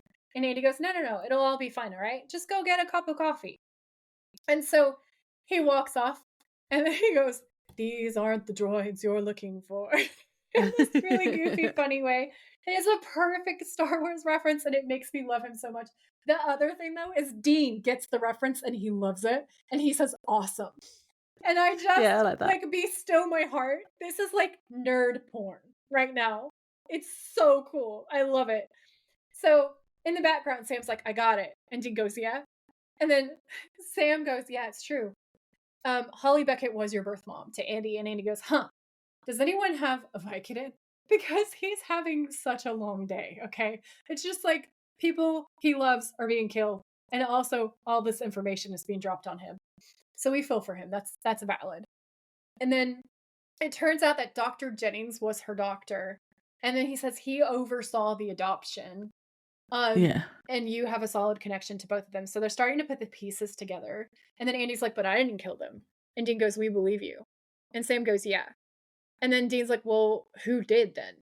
And so Sam goes, well, I think I got a pretty good guess. Holly Beckett gave birth to twins. So then Uh-oh. I was gonna say that's Laura's quietest. Uh-oh. So it's a little bit later on, and Andy's sitting with both of his hands on his head, and he is shook, which is fair. And then his next line is one of my favorites in this episode. He says, I have an evil twin. Yeah. Also, like, I think it's a bit mean that the twins were separated when they were adopted. Like, they're not going to know that they've got a sibling out there, and then it turns out that one of them will turn evil. This show has proved that. Supernatural, proving the problem with splitting up twins. Yeah. So, um, they start uncovering more about this twin, and Andy's asking what the name is, and Sam says, Anson Weems, and he's got a local address, and Andy goes, "He lives here." And Dean says, "Let's get a look at him. I got his picture right here coming off the DMV right now." And he pulls the papers out, and then he turns around to Andy and he goes, "I hate to kick you while you're freaked." And Andy goes, "Ugh." And he says, "Take a look at that." And he shows one of the pages to Andy, who looks shocked. Shocked. Because they've known him already. That's why Yeah. he's freaked. Yep.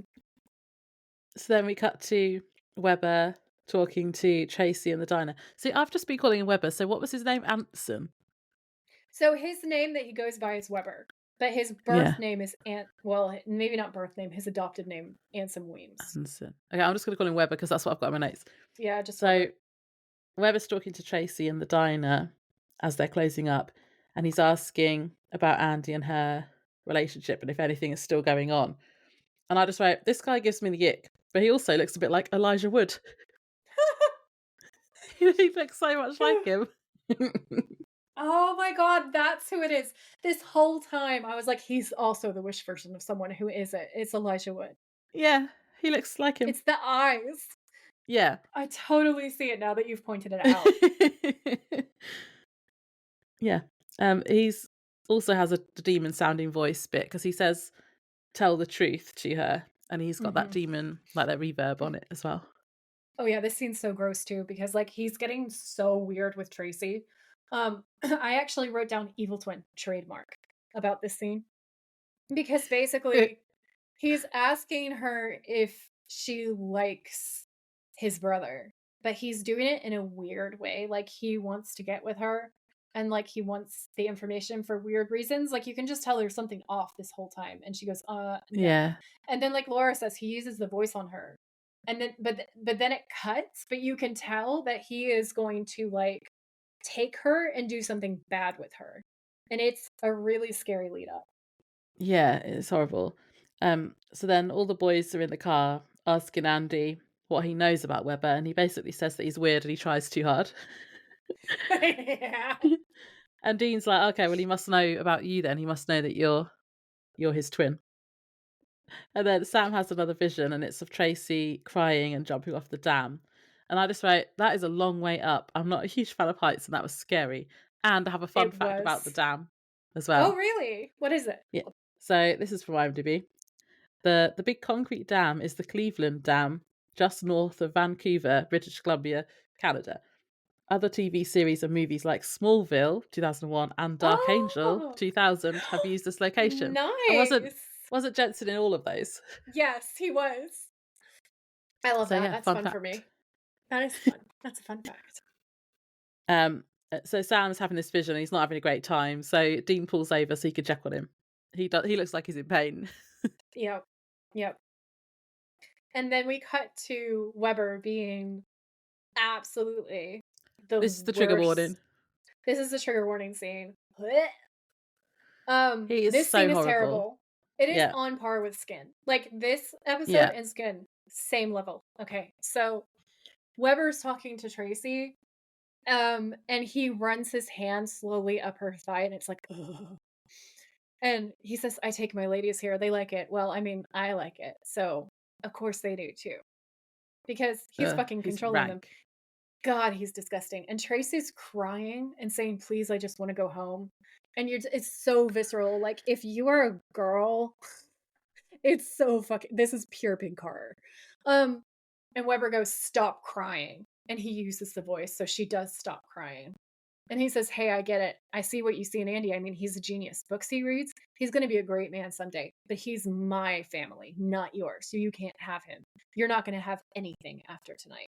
And it's like, Jesus fucking Christ, you absolute insane bastard. Like, he's just Yeah, evil.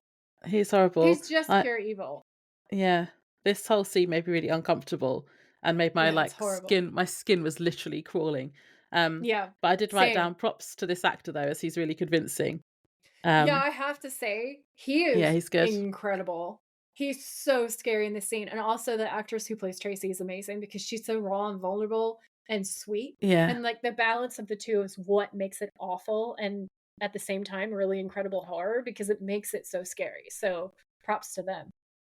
So yeah, so we're near the bridge and the Impala pulls up to a stop and Sam and Dean get out.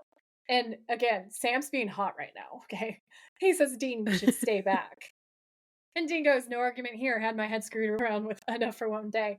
And then he starts pulling weapons out of the back, and Sam walks forward, but then Andy's there, and he gets out of the car and he says, "I'm coming with you."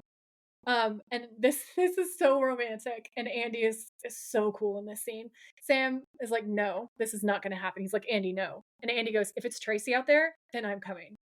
And it's just it's so cool. Like he's just like hell or high water. I love her and I'm gonna go save her. It's just so good. Yeah, it's really sweet. And then we cut back to Weber, who's now being even more of a creep because he's basically getting Tracy to undress. And this was so uncomfortable. It was horrible.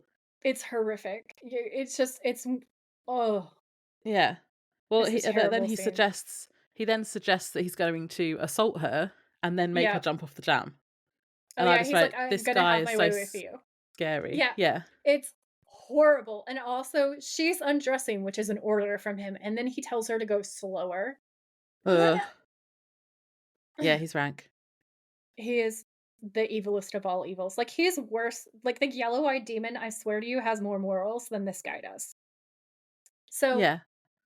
At least the yellow-eyed demon is charming. like I also feel like this is not something that was on his agenda. Or Meg even. Like Meg is less creepy and gross than this guy. So Weber says, and when you get there, you're gonna think you can fly. And then he starts using his demon voice even more, and he goes, "You're just Uh-huh. gonna step right off. You can fly, can't you?" Tracy, meanwhile, is crying She's just in tears, yeah. because like we can tell from the way she's acting, and this is a flawless choice on the part of this actress, that she knows what's being said and she doesn't want to do it and she's trying to resist it, but she can't because he's too Ye powerful. And so she just yeah. says, "Yeah, I think so." And Weber says, "You might get scared, but I want you to say that it's okay." And then this reminds us of the doctor and all the other horror. So it gets even more horrible. And he says, "Just tell yourself everything is okay." Now, the thing is, he could have said to her, "You won't feel scared," and she wouldn't have. But he doesn't do that. And this is another layer to his evil. He doesn't want her to feel okay. He just doesn't want her to cry and make a mess while she's doing what he's telling her to do. Now, this next part, though, oh my God, this is everything. Okay, this is my thirst trap of the episode. I'm giving it away early. I want everyone to know this is the peak one. All right. So the window behind Weber's head explodes because Sam has just smashed it in with a handgun. And he's holding the gun to Weber's face and he's, "Get out of the car now." And he's like, it's like his cop voice. You know what I mean? And Weber goes, "You really don't want to do this," using his demon voice. And Sam just backhands him in the face. And he basically collapses. And that was so sexy. That is the best thing in the world ever. Meanwhile, Andy has run around to the other side and is pulling Tracy out in a way to get her to safety. And he's like, "Come here, come here, come here. It's okay." And she's like, "I can't control myself." And so that part's sad, but him enveloping her and like physically pulling her away, oh, it's so heroic and hot. Um, Yeah. so then Sam opens Weber's door and like yanks him and like pulls him out of the car and then pins him to the pavement with a gun at his head. And he's like, "Don't move, don't move." And then this is flawlessly executed, okay?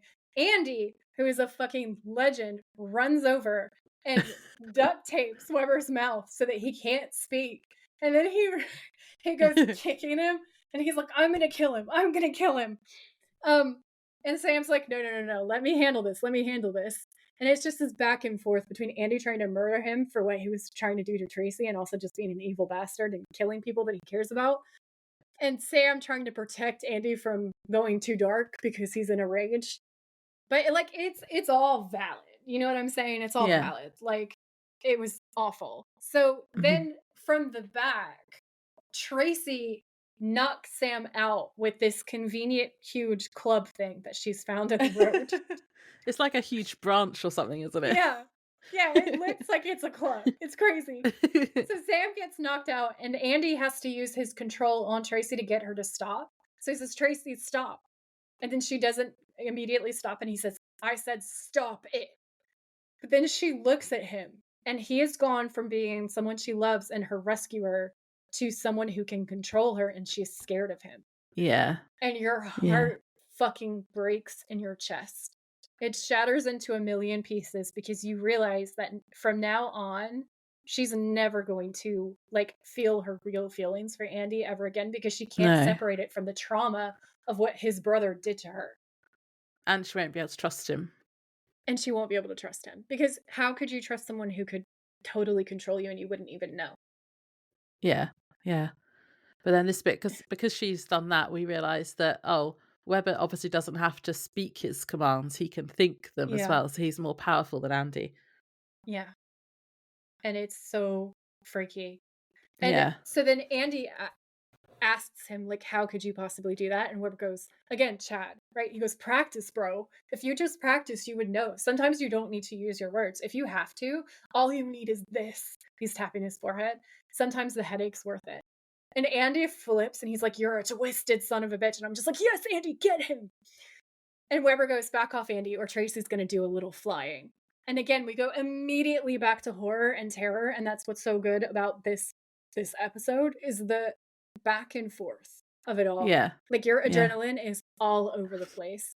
And Webber goes, aren't you, Trace? And then he turns to Andy and he says, I'm stronger than you. I can do it. So Andy backs off and he's just saying, oh my God, please just don't hurt her. And Webber says, don't be mad at me, okay? I know it's all wrong. I didn't mean for this to happen. It's just Tracy. She's trying to come between us. And I'm like, you are so fucking evil and so insane. Yeah. Like, no. And also, it's not her fault. And Andy only knew he existed about an hour ago. Yeah. And then he goes on to say, she's garbage, man. They all are. We can push them. We can make them do whatever we want. Yeah. Said like a true sexual predator. Psycho. He is so fucking evil. And Andy says, are you really this stupid? And I was just like, yes. And Weber goes, what? And he talks over me. He goes, I mean, you learned you've got a twin. And then Sam starts coming to you in the background of this shot. And he goes, and you call him out. You go out for a drink. You don't start killing people. And it's just like, thank you. Yeah. Thank you, Andy. And Weber goes, I wanted to tell you. Yeah. I wanted to tell you for so long, bro. Again, Chad, right? But he didn't let me. He said I had to wait until the time was, and Andy's like, who? And Weber's like, the man with the yellow eyes. Uh-oh. Yeah, and we all go, oh, dun, dun, dun. Luke, I am your father. So Andy goes, I took myself out with that one. Andy goes, what are you talking about? And Weber says he came to me in my dream. He said I was special. He told me he's got big plans for me. Wait till you see what's in store, Andy, for both of us. See, he's the one who told me that I had a brother, a twin. And I was like, this is just like every psycho speech, like ever. We're just like, I'm special. I'm immune to the rules. Again, Chad. White boy Chad. So then Dean is setting up a sniper. Oh my fucking God, with this dyslexia. Sniper? A sniper? A sniper rifle? Oh my God. So what I was going to say before I so rudely could not even talk was this really is a callback to that X-Files episode that you referenced before. Because the same thing happens, but it's to Dana in that episode. So then we know that Dean's going to take the shot. Like, and that's fun for us because we're building up this expectation of justice, right? And also he's a human and, Dean likes killing humans. Dean just likes killing people. We know this. He's our psychopathic baby. We love him. So Andy's saying, why did you kill our mother? Why? And why Dr. Jennings? And Weber says, because they split us up. They ruined our lives, Andy. We could have been together this whole time instead of alone. I couldn't let them do that. I couldn't let them get away with that. No. And I'm just like, you are literally the worst. You are just the worst. So we cut back and Dean is taking his shot. Like he's literally about to take the shot. But Weber must be like listening to thoughts because he realizes what's happening. This is so scary. I didn't like this bit. It was so scary. So Weber says, "I see you. Bye bye." But the bye bye comes out in the demon like voice. And Dean turns the rifle up and tucks it under his chin to shoot himself in the head. And everyone is screaming, "Oh my God, no." Okay. Meanwhile, I mean, by everyone, I mean us, the audience. Yeah. So we close in on Tracy's face as a gunshot goes off, and we were just like, "Oh my God." And then we cut to Weber, but Weber jerks and then drops, and we realize that Andy just shot him in the back. Um, and he falls, and Andy lowers the gun, shaking, and we realize that Andy just saved Dean's life because he realized what was happening. He knew Dean was about to die, and so he makes the only choice that he could make, which is to kill Weber. Yeah. I didn't like the whole bit when he's like, bye bye. That was really scary. Oh my God, it's terrifying. I'm sure that's a reference to a horror film, but it's not coming to me right now. No. If you guys figure it out, write it in the comments for us. But like, yeah, no, that is a 10 out of 10 on the horror factor. And because we then think that Dean's actually, well, we don't because he's in like 15 seasons, but for a split second, do you In think? the moment, we definitely think that Dean is dead. Yeah. Yeah. No, it's great.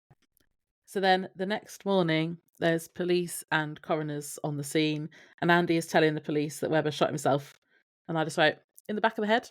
Really? I know he's using his mind control, but to make them He believe bent that. his arm like this. But He like bent his arm all the way around. it's like there's still going to be a body, surely, and like an autopsy or whatever. Like they're going to be like, really? This doesn't It's gonna be compute. like, all the cops saw it. And then he walks past Tracy, who can't look him in the eye. This is sad because then, like we said before, she can't trust him anymore because he used his power on her. Yeah.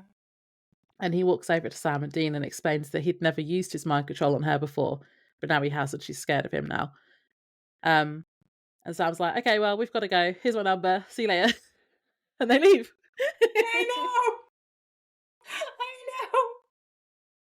And then the other thing that I have a rant about is, okay, so Dean makes this whole speech in this section about how Andy's a hero, right? And Yeah. Sam is saying now that he's a killer, okay? Yeah. So I wrote, Dean is such an asshole in this scene, and so is Sam.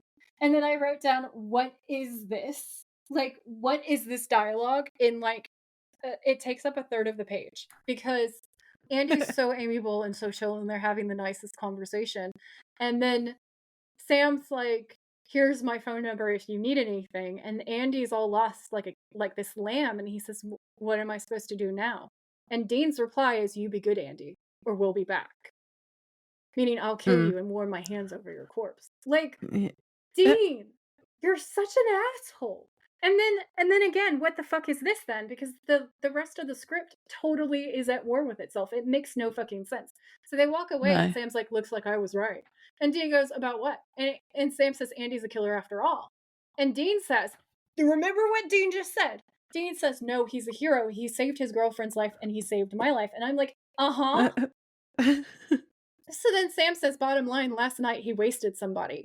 And Dean, again, this is Dean. Dean says, "Yeah, but he's not a foaming at the mouth psycho. He was just pushed into that." And then Sam says, and this is where I really fucking take umbrage with the fucking script. I am so mad at whoever, we were going to have words, whoever wrote this, okay?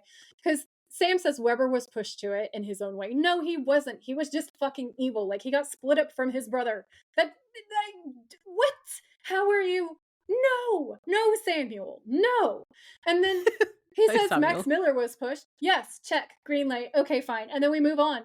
And then he says, "Hell, I was pushed by Jessica's death." And I'm like, Sam, sweetie pie, Sam. You were pushed by Jessica's death, and look at you, you're fine. You're doing okay. You're still functioning. Like, come on. So then Dean goes, "What's your point, Sam?" And I'm like, "Thank you, Dean." And he says, "Right circumstances, everyone's capable of murder. Everyone. Maybe that's what the demon's doing, pushing us, finding ways to break us." And like, this is obviously where the screenwriter wanted to go. And it's great. Like, that's a great topic for the show. It's a great topic for horror and all that stuff. But it's just that this back and forth does it so badly. So then, because they're like, it's making them hypocrites. And it just doesn't make any sense. So basically, Dean Yeah. tells Sam to stop worrying about it. Like, okay. Oh, helpful, Dean. Okay, let's just do that. Let's Okay. just stop worrying. Yeah. And Sam goes, I heard you before, Dean, when Andy made you tell the truth. You're just as scared of this as I am. And Dean says, that was mind control. I mean, it's like being roofied, man. That doesn't count.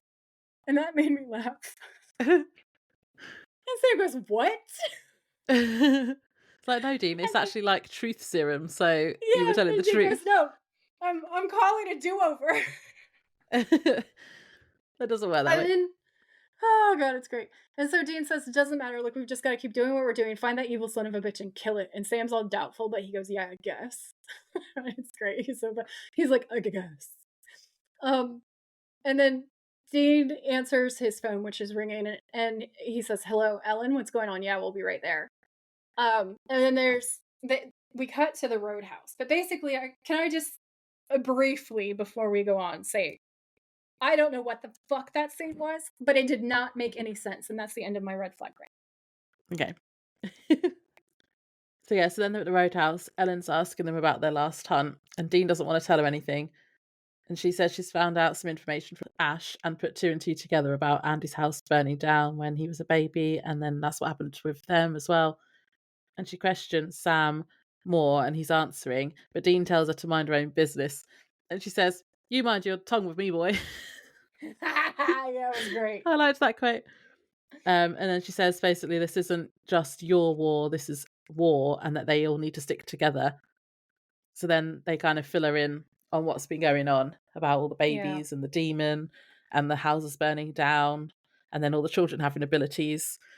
And So we were like, all the babies and the demons. I was like, all the babies and the demons, and the house is burning down. I was like, they're having a party. The babies and the demons are party.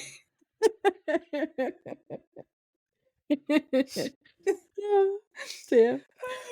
And then yeah, so they're telling her everything, but then Sam says that the evil twin didn't have a house fire as a baby, Yeah, plot so twist. that's breaking the pattern. And I was like, this is weird. Like, obviously, this is going to be maybe part of the plot coming up, but it makes everything up to this point not make any sense anymore. Thank you. Thank you. In my notes, I just wrote down this whole end of this episode is a nest of contradictions. Yeah, like, is that obviously you've seen it? So, like, do they have to all be related to having a fire when they're a baby? Like, that Okay, seems to be a really key point so far, and then they've just like, yeah. No, this is the thing is from memory, it is all connected and that time is the only time, right? And the way that I would explain it is that there were twins and the demon fucked up and didn't know that there were twins. Burns one mom because one of them does die horribly in a flaming car wreck, right? So yeah, she technically gets barbecued. And it's the other one goes undiscovered. And I think he didn't realize that there was going to be twins. So it does technically follow the pattern.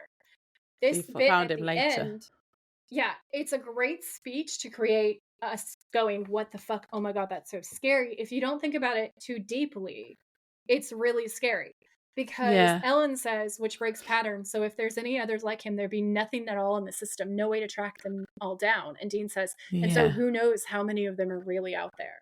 And that is scary. That's great writing. But the problem with yeah. that is it doesn't actually mesh with the lore.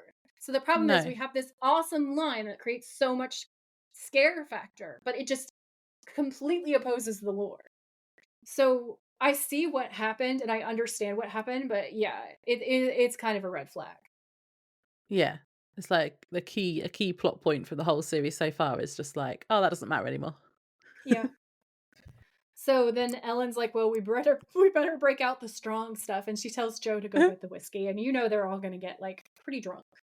Yeah. Which is it's a fair response to the day that they've had. That's the end of the Mhm. episode. I do like this whole, I know I've said it before, but like the world building and like that they've now got some support with Ellen and Joe and Ash, and presumably there might be more later on, like other hunters that come in. Oh, and they've got Bobby. So I like Yeah. that they're not completely, because the first season was very much like they're just completely on their own. So I like that we're getting these new characters. I hope we see more of them soon, like maybe like a Yeah. whole Ellen episode or a whole Joe episode or something. Yeah. There definitely will be more of the Harvells. I can promise you that. You will not be disappointed. Cool. Did you have So, anything to wrap up, or do you want to do games? games, please. Games. Okay, so feeling hot or not? Not hot. Like, No. the most unhot that you can possibly get. Yeah. I wrote, no, he's a crazy psycho and probable sexual predator. Yeah, he's totally a rapist, and it disgusts me with every fiber of my being. Episode scare rating? I give it a 10 out of 10 because he is one of the scariest villains that we have come across. So, 10. Yeah, I gave it a 5 because I thought there was a few jump scares. The story wasn't that scary, but the 5 is for Weber and his creepiness. Yeah. Like, he gets Yeah, all the points for of him. that scene, that's why I give it a 10. Yeah, That scene fucking on its creepy ass own traumatizing scene. 10. would be a 10. Blech. Yeah. Blech. What was your favourite quote?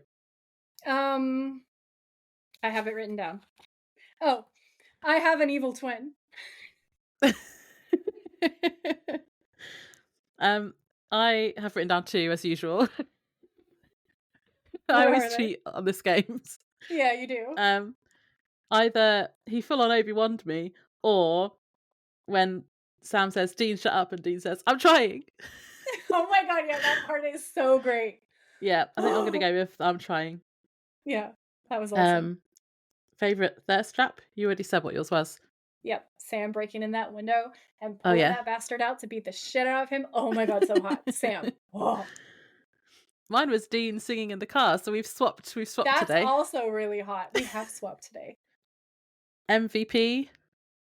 I think it's Andy. Yeah. Originally I was thinking Ash because he basically gave them all the information. They wouldn't have been able to do any of it without him. But he was not really in it. And Andy. Was there a motel? I don't think there was. No, it's just the Roadhouse. Yeah, okay. So had a couple of episodes in a row where I'm just like, oh, they're okay. They're not as good as the opening, but I think that happened last season as well. So I'm hoping next episode will be a really good one. Yeah. I haven't even looked it up. I don't know what the name of it is. I can't remember which one is next, but I know that the next few episodes that we have coming up are really, really good. Let me just see what the name is. No Exit. Yeah. Does that ring a bell? I'm not gonna lie, not really. But I remember looking at season 2 and like the next arc, basically, of the next sort of like 4 or 5 episodes and going, oh, this is when things start kicking off and getting really good. So according to this episode on IMDb had an 8.4. The next one has 8.2. 8.4. I wouldn't say it's that high. So this next episode, it says Sam and Dean meet up with America's first serial killer while Joe lies to her mother about going to Vegas. Yeah, that's one of my favorite episodes ever. Oh, Joe's gonna go hunting with them. Yeah, cool. This is one of my favorite episodes ever. You're gonna love it. Okay, good. All right. Well, so shall we say goodbye to the nice people listening? Yeah. Bye. Bye. Thanks for tuning in. If you like this episode, please rate, review, and subscribe. We would be very grateful. And if you know someone who would enjoy it, please share. You can find us on Instagram at the Witches of Letters Podcast, or you can email us at thewitchesofletters@gmail.com. Until next time, stay safe out there, have each other's backs, and always keep fighting.